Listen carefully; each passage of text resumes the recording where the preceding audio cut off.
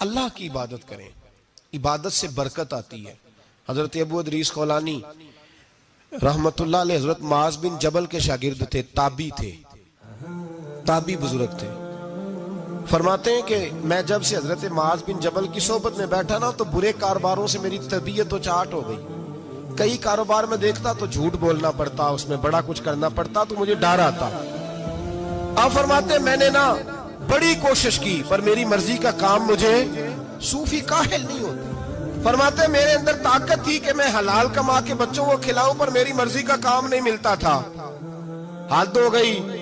اور جب انسان نیکی کی طرف آتا ہے تو کچھ نہ کچھ آزمائشیں ضرور آتی ہیں، یہ پکی بات ہے، پکی بات۔ جب وہ غلط ملت کر رہا ہوتا ہے تو اس کو لگتا ہے سارا کچھ صحیح ہے، جب سیدھا ہوتا ہے تو بہت ساری پریشانیاں بھی ضرور آتی ہیں، یہ مزاج ہے دین کا۔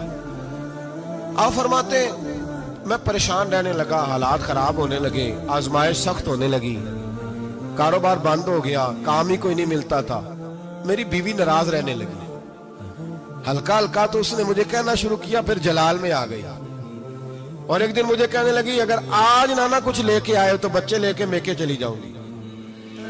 آپ فرماتے ہیں میں بڑا پریشان ہوا، نکل گیا فجر پڑھ کے کام کی تلاش میں۔ میں نے ظہر تک تلاش کیا لیکن مجھے کام نہ ملا۔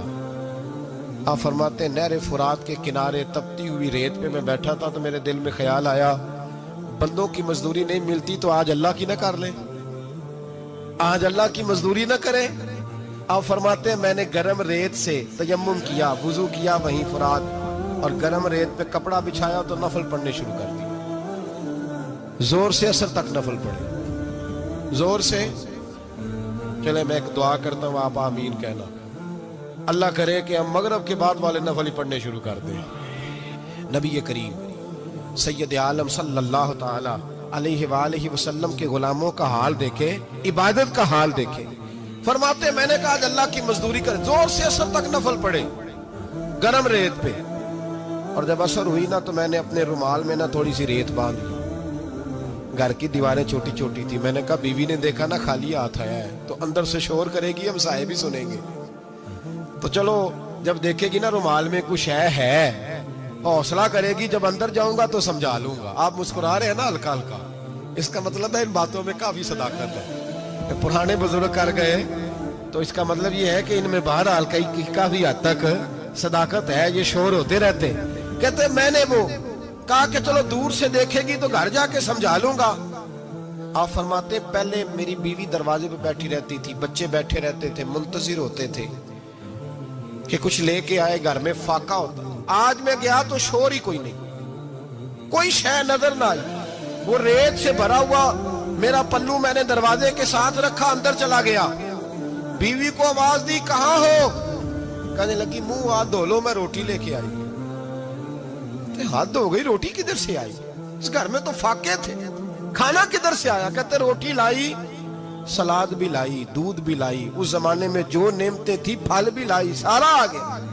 میں نے گھور کے دیکھا، میں نے کہا کدھر سے آیا یہ سارا کچھ؟ کہاں ہے بچے؟ کہنے لگی روٹی کھا کے باہر نکل گئے۔ میرے دل میں خیال آیا میری بیوی کا کردار تو چاند سے زیادہ اجلا ہے، تو یہ سارا کچھ کیسے آیا؟ میں نے کہا یہ کہاں سے آیا سارا کچھ؟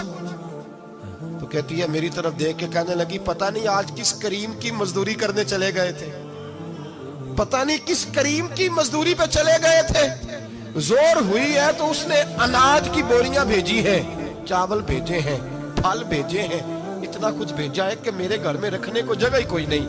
یہ کہتے کہتے اٹھی اور کہنے لگی پہلے ہی بڑا آیا تھا، اب اور کیا لائے ہو؟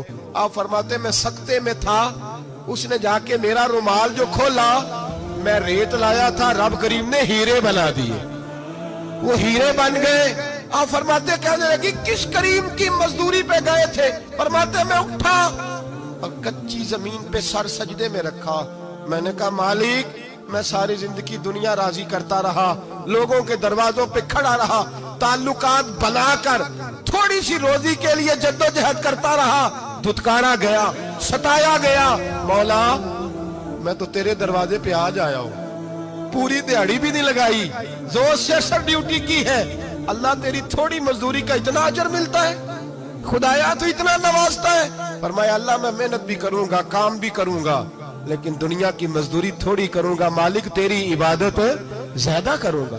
भाई याद रखो, हम सारी जिंदगी लोग कब्रों में चले गए, मस्जिद नहीं आए।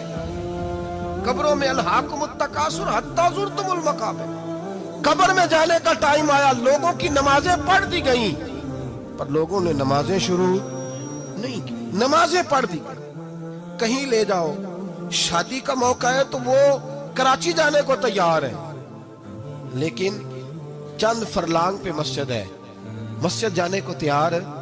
अल्लाह के वली की अलामत है, वो इबादत गुजार होता है। और जो ना नमाज पढ़े, ना नमाज पढ़ाए, वो जिंदीक तो हो सकता है, पीर हो सकता, मैं जिम्मेदारी से कह रहा हूं, जिंदीक तो हो सकता है पर पीर हो सकता बिल्कुल बेदीन है, बल्कि बददीन है, पीर हो सकता। इसलिए कि अल्लाह के वली की अलामत यह है कि उसके चेहरे पर इबादत की रोशनी होती है।